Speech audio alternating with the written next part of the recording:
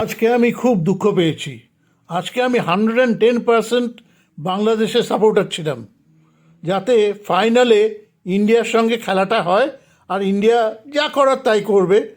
তার কারণ বাংলাদেশের ইউটিউবাররা বলতে শুরু করেছিল যে ইন্ডিয়ার সঙ্গে যদি কেউ পাঙ্গা নিতে পারে তাহলে এক বাংলাদেশই এক ইন্ডিয়াকে হারালেও হারাতে পারে।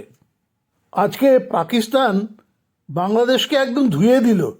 আন্ডার 19 ওয়ানডে ম্যাচে বাংলাদেশকে হারালো 8 উইকেটে, কিন্তু অজুহাত আছে, ইস টসটা যদি আমরা জিততে পারতাম তাহলে খেলাটা অন্যরকম হইতো। ইন্ডিয়া রিজনেবলি শ্রীলঙ্কাকে 8 উইকেটেই হারিয়েছে, কিন্তু ইন্ডিয়ার প্রথম দুটো উইকেট খুব তাড়াতাড়ি পড়ে যাওয়ার পরে বাংলাদেশের যারা কমেন্ট্রি করছিল তারা বলল, ইন্ডিয়াও কিন্তু ভালো খেলতেছে না, ইন্ডিয়ারও কিন্তু আজকে খবর আছে। তা সেই 2 উইকেটই খবর হয়েই থাকলো। কিন্তু আমি পাকিস্তান মিডিয়ার কিছু ভিডিও দেখছিলাম, ওরা কিন্তু ইন্ডিয়ার উচ্ছ্বসিত প্রশংসা করছে।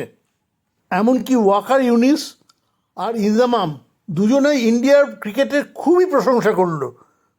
ওয়াকার ইউনিস তো বলল, পাকিস্তান যদি ফাইনালে জিতে যায় সেটা একটা ফ্লুক হবে।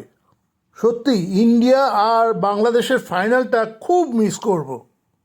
ইন্ডিয়া আর সাউথ আফ্রিকার T20 ম্যাচটা আজকে সত্যি ওয়ান্ডারফুল। ইন্ডিয়া অসাধারণ ব্যাটিং করলো, আর তারপরে সাউথ আফ্রিকাও কিন্তু শুরুটা দারুণ করেছিল।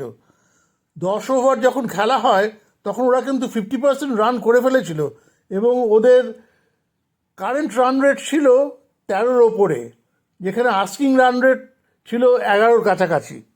একটু ভয় হলেও কিন্তু আমার বিশ্বাস ছিল যে সাউথ আফ্রিকা এই রান রেট মেনটেন করতে পারবে না এতগুলো ওভারের জন্যে। ঠিক তাই হলো।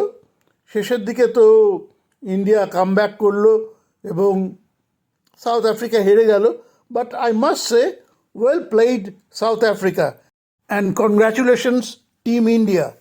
আর যেটা সবসময় হয়, হেরে গেলেই গম্ভীরের দোষ, যেমন আজকে গম্ভীরের কোনো কন্ট্রিবিউশনই নেই।